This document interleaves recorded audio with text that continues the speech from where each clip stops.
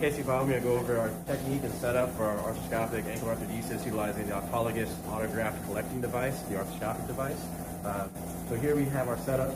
So we start off with a standard ankle arthroscopic setup. We have our non-penetrating traction on the end of the table, set to tension.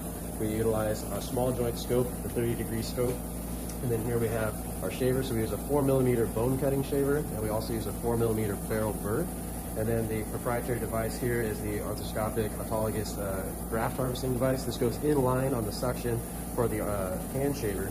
And so we take this off when it comes to collecting the actual bone.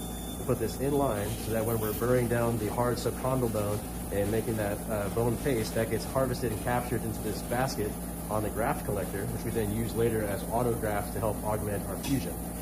So we'll start here with our arthroscopy. We'll remove the articular cartilage, and then we'll go in for the second component where we get the subchondral bone, at which point we'll utilize this inline device to harvest that graft.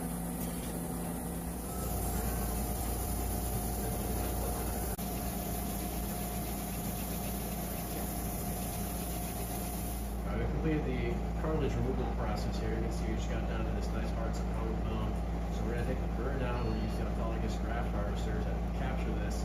And you'll see as we finish this portion, we'll show you the graft itself, and it makes a nice slurry of autograft, which we then put back into the joint to serve as our graft to help augment our fusion. So this is the device. So you see here it has suction tubing on both ends, so pass through as such. And then we open this here, you can see there's a basket inside of fine mesh that will capture any particulate matter that's large enough. And then this little plunger helps fish it out of there. So we'll put this in line on our suction now, so whenever we harvest bone that we morselize with the burr, it'll stay in the basket and we can use that as graft at the end.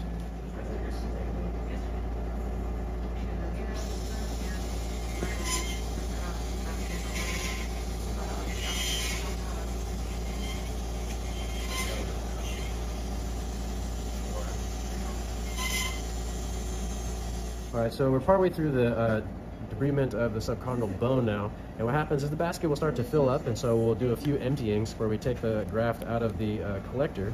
So we'll pull this off here and retrieve the plunger, and you see we start to get this nice bone paste here. So that's the bone graft we're going to utilize later. So we got about a cc.5's worth here. We'll just collect this in our cup, and we'll use this later for our implanting back in the ankle joint there. Alright, so scooping out some of that bone paste here just so for a closer view. You can really see it's nice, malleable bone graft here. We can compress it, squeeze it, it lays down nicely. What we end up doing is filling it into some TB syringes like we started to do here, and then we'll cut the ends off, and that's how we inject it back into the joint. We'll show that a little bit later on. And here we've completed our joint preparation. We have microfracture as well. We have good bleeding bone coming through here. We have our turning it down, so you see bleeding coming out through all these little bone beds. So this is looking good. What we're going to do is then drain the joint of any blood and fluid as best we can, and we'll put the bone graft in there and spread that around. So here we see we got good bleeding bone throughout. Let's get it down. So we have good bleeding from our bone beds. We've drained our fluid. We're going to now inject our graft and inject that filling our fluid. So we have all the autograft we harvested with the GraftNet device. We put it in these 1cc syringes. That way we can pass it through the portal easily. And under visualization, we'll watch the graft going into the joint.